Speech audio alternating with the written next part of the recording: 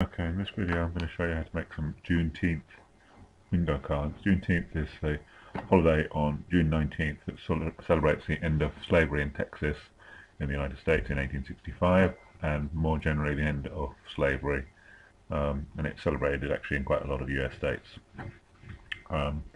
So this is using a program called Bingo Card Printer, which you can download from bingocardprinter.com. So first of all I click Create New Bingo Card Project. I now have a choice of the type of bingo card that I'd like to create. I can start with a blank bingo card, alphabet, numbers. I can choose subjects like English, history, math, geography.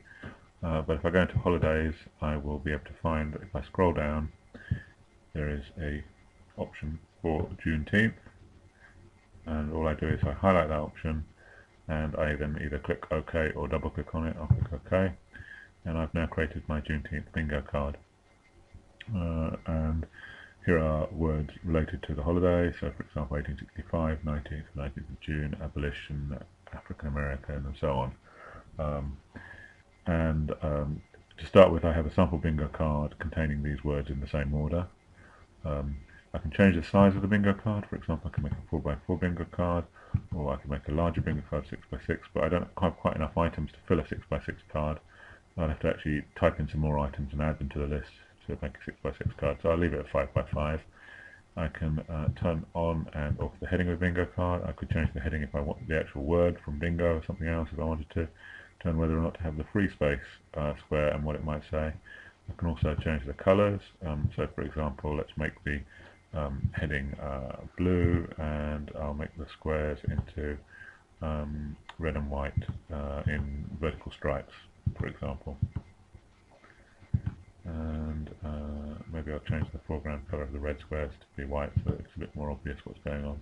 And the heading colour, the text colour, will also be white there. And if I now click OK, there's my vertical stripes. The reason that square is white is it's a free space square. If I change the colour of that as well, I can also make that separately control the colour of that and make that match the columns. So there's my sample bingo card. The real bingo card will be exactly like this, but with the items in a random order. Choose whether or not to print the call list or not. The call list is these items in random order. It's basically printed out on a sheet of paper. Very useful as you know exactly what items will come up if you're the teacher or using this in a class or something like that.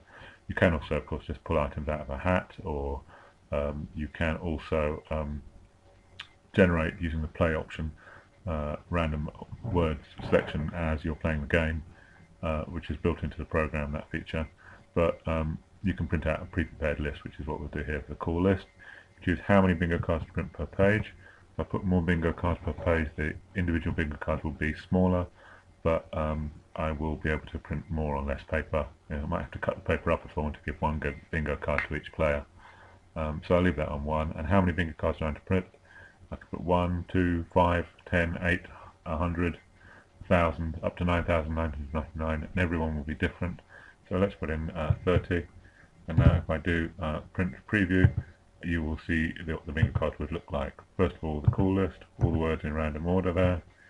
And if I zoom out, you can now also look at the, go to the next page, you'll see the first bingo card here, which has got the selection of the items selected. And if I do next page, again, it's a different section of the words selected. And if I do next page, there's another selection, and so on. Every bingo card is different.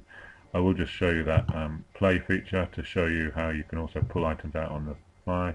Call game, it will choose an item at random, display it, and if I press next, it will choose a different item and display it. And it will, each time it will display the most recent item at the top, and it shows you a list of previously pulled out items. And if I close that and do it again, next time it would do a different list of items. That's basically it. The program's called Bingo Card Printer. You can download a free trial from bingocardprinter.com, and if you like it, you can register to get the full version of the program. And this video is made using the full version of the program. The free trial version allows you to do not quite everything that's in this video. The full version does, but the free trial version is, of course, free, and it will give you an idea if you like the program and if you'd want to upgrade to the full version. Thank you very much. Go to bingocardprinter.com and download Bingo Card Printer and try it out. Thank you very much.